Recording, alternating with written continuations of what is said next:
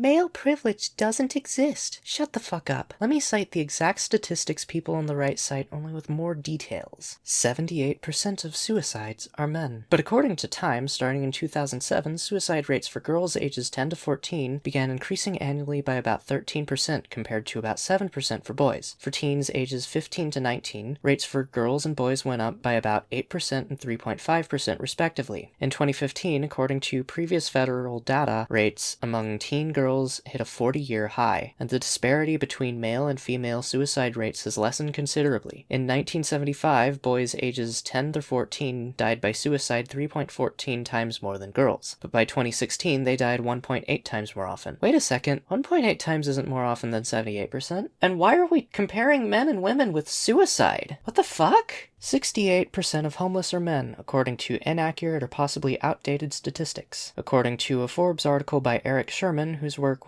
has appeared in the Wall Street Journal, New York Times Magazine, Newsweek, and others, men and boys make up 60.2% of the homeless population, while women and girls make up 39.1%. If you're wondering about the remaining there, trans people, while about 0.6% of the population, make up 0.7% of the homeless, and gender non-conforming people are about 0.3%. 93% of prison inmates are male, which seems accurate according to the GOP, citing that 92.9% of inmates are male while 7.1% are female, almost as if men commit more crime than women maybe. It's possible that it's more a flaw with men committing more crime, because that's how you fucking end up in jail usually. 80% of murder victims are male, because murder is justifiable as long as men and women are equally murdered apparently. By the way, the murder rate of men and women respectively in the United States are 77.8 and 22.2%, if we're going to stress about whether murder victims are male or female instead of addressing the problem that murder fucking happens at an extremely alarming rate everywhere. Extremely alarming means at all for murder. 98% of military casualties are men. I don't even know where people get this statistic from, but as of fiscal year 2014, women are approximately 14% of the active duty army, 23% of the Army